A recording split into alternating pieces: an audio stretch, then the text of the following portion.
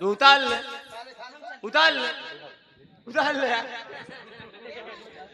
समझ गया लड़का जो कहे समझ लेना बात खत्म ना हो गया रुका रहा कहीं सब्जा लगा ए लड़की नमस्ते नमस्ते जिया जागा अमर भ बाएं गोड़े के लंगड़ भ भगवान लड़का दे भगवती माई उठाए ले जा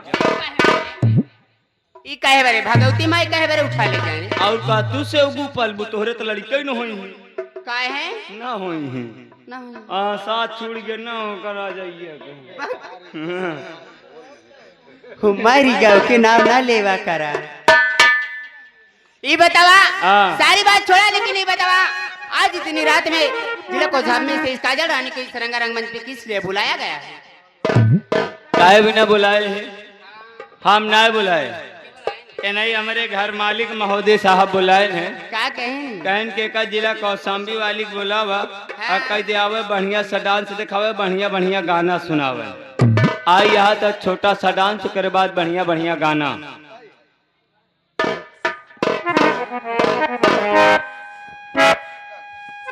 चलो ठीक है मास्टर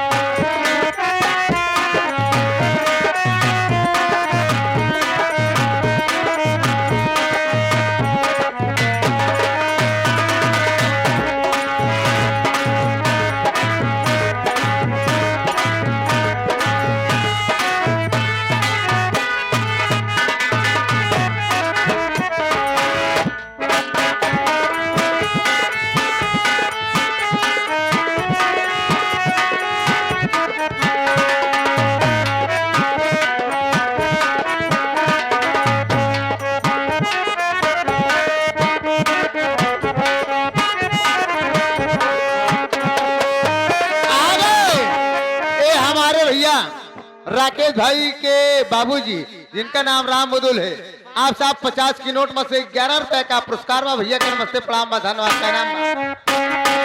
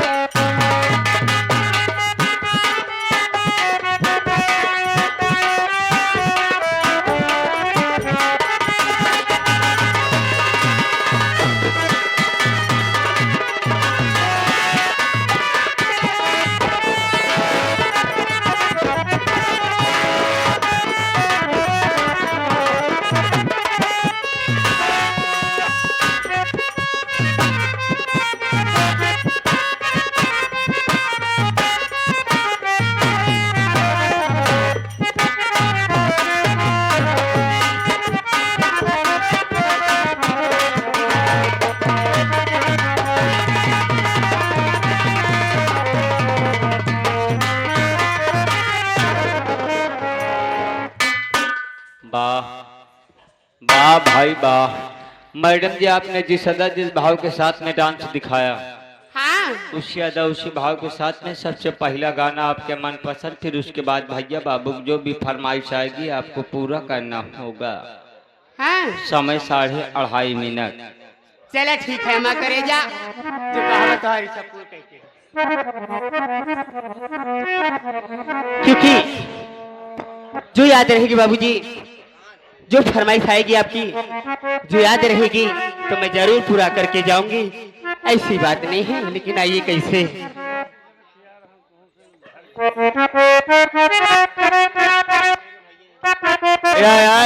श्यामचंद कट्टर लोहार कोहार है, हम सोचे बिरादरी बदल दी। ये आगे हमारे श्यामचंद कट्टर कोहार की तरफ से आगे भैया ये इसी ग्राम सुबह निवासी है। धन्यवाद बस। और राम बदुल बाप को दोनों मिला आपके रिजटा यहाँ, हाँ लेकिन दे थी 11 रुपये। 11 रुपये में काम ही ना हुई। सोनू भैया हाँ ये आगे हमारे संजय भारतीय क्या करें। आप साहब के भी तरफ से 11 रुपया का पुरस्कार है। भैया लोग का नमस्ते प्रणाम बा, आशीर्वाद की कामना बा, धन्यवाद। अरे यार मुकेश चला गया कहा यार, कहाँ है मुकेश? ठीक है आइए आपको फरमाइश करो। अच्छा तो नदिया परवा से मोर दुल्हा अइले रे ननदी। ऐसा तो नदिया परवा से मोर दुल्हा अइले रे ननदी। मोर सैया अइले रे ननदी। अरता भो नाही बाबा बिरवा कैले छोटी नानी।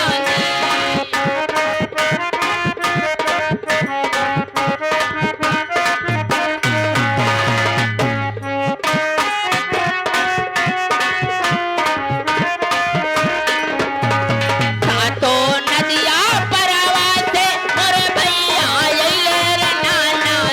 मोर सैया अइले रे नानी। साभो नाही बाबा बिरवा कैले छोटी।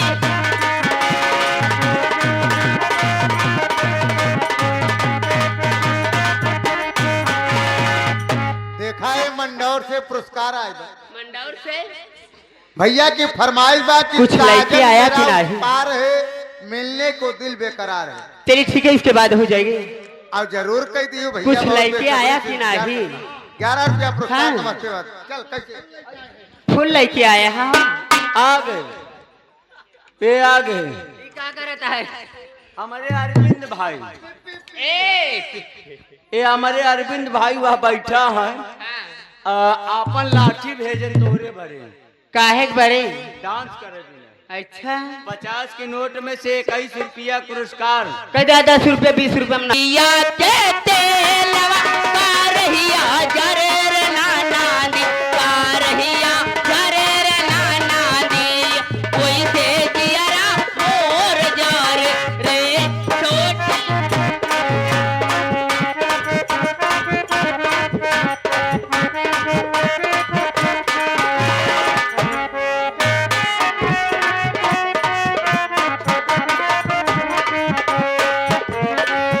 के तेलवा कारहिया जरे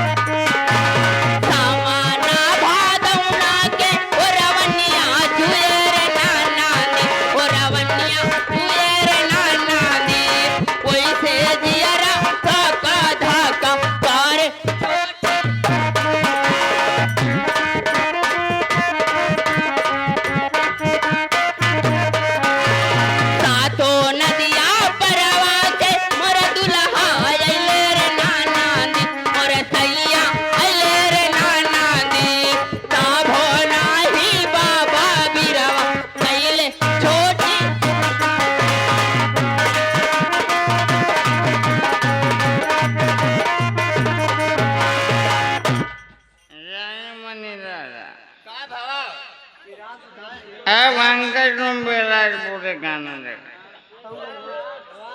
नहीं अल्लाह से बैठो फालतू में। ए बिलासपुरी डांस। ए हाँ एक फरमाइश के बाद कौन?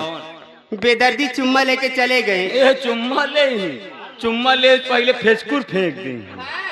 चुम्मा चक्कर में पड़ा हमका का पता है उछर उछर पैसा देता चुम्मा काकी ना ध्यान रख के रहो।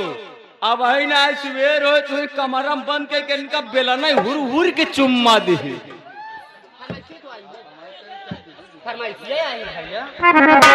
हमार करेगा ले तो हर फरमाई दे गई लेकिन कैसे हो जितना नेरे से कम बर्मदूरी से ना आई हो।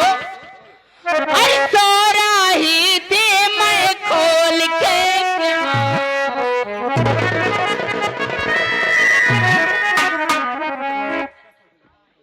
खोल के सौबे तो केहू लेके चले गए चुम्मा।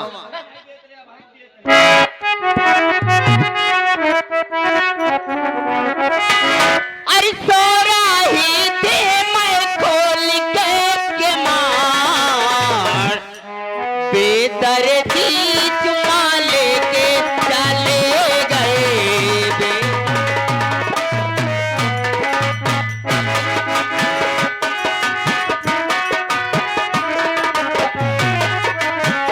सोरा ही थी मैं खोल के मार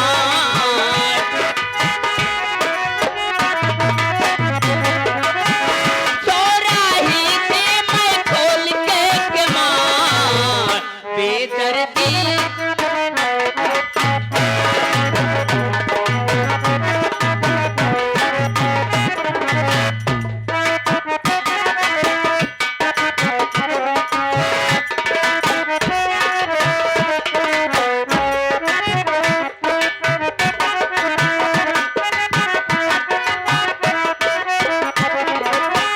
ऊंची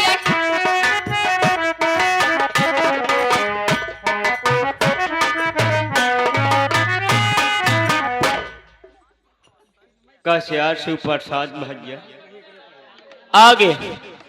ये शिव प्रसाद बड़े भाई साहब की तरफ से 11 रुपया पुरस्कार छोटी सी बच्ची नंदनी की तरफ से 11 रुपया पुरस्कार है।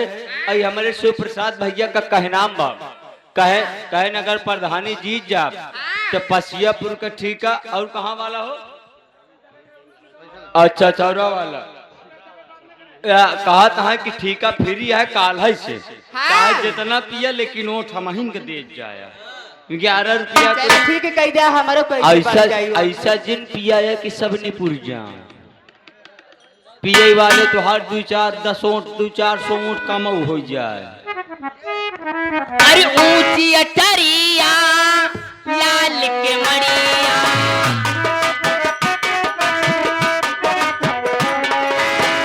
कुआं धरे से दिन दोपहरिया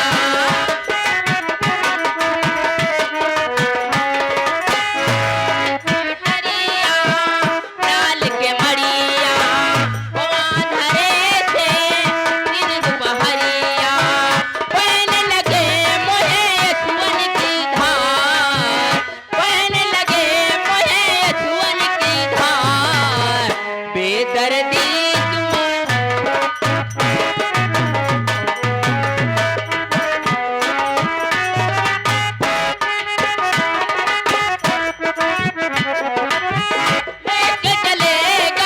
लेके चले गए बेदर्दी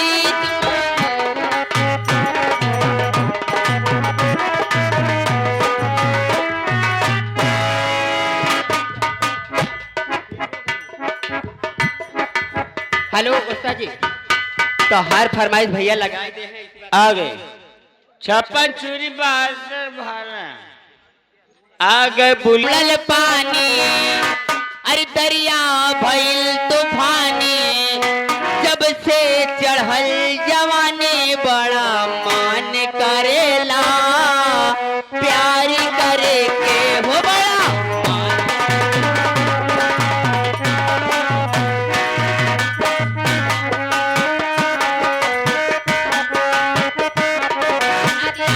बुलल पानी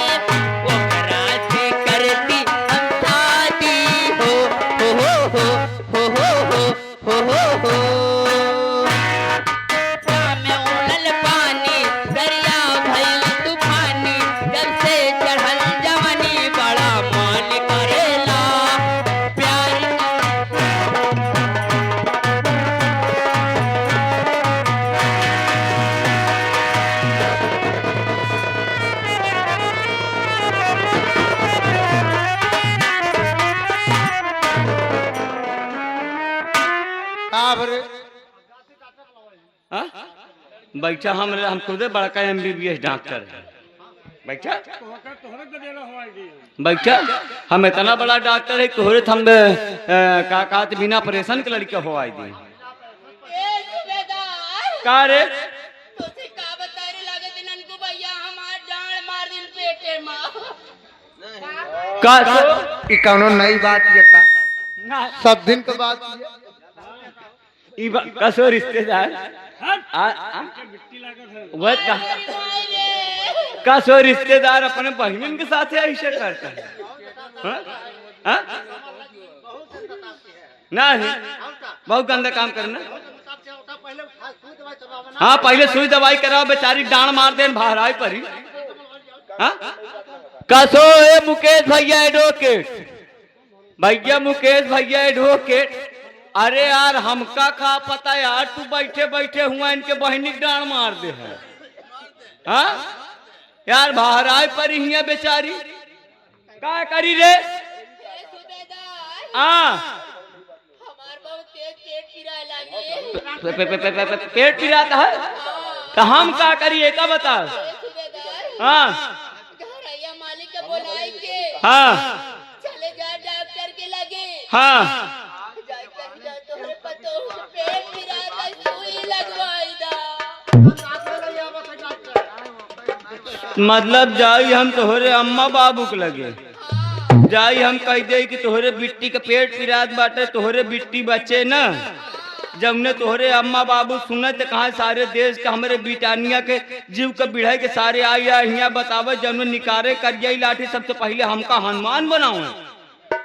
सूबेदार जल्दी बुलवावा।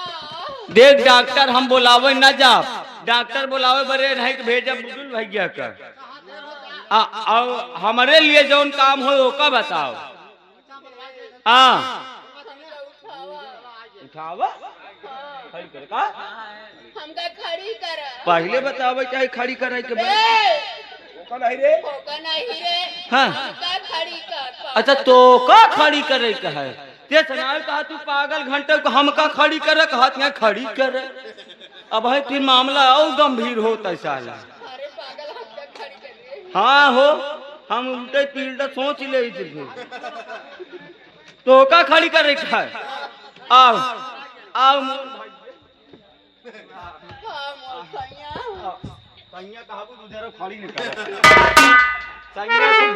संज्ञा तो वहाँ बगली बैठा है भगवतपुर वाली जल्दी करो।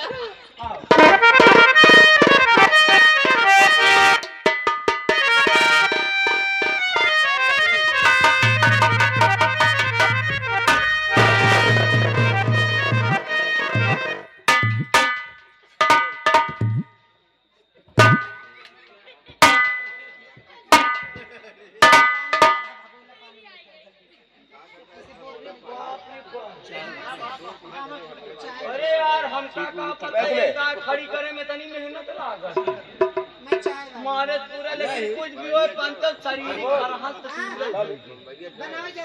चल फिर से खड़ी हो जल्दी उठा सूबेदार।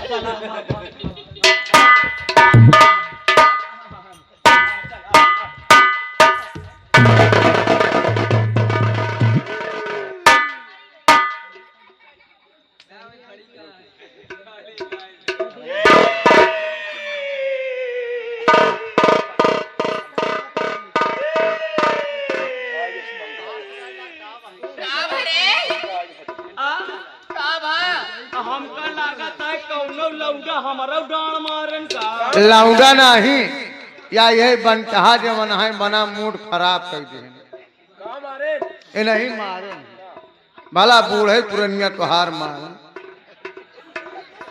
पागल जैसे देवता भाई से कोई डांड मार देता है का डांड बे का जैसे ओझा सोखा मार के जीव ले ले थी डांड अच्छा डांड नहीं हम कम सुन पाए दिया पूरे सारे हम कान में फूटा चापा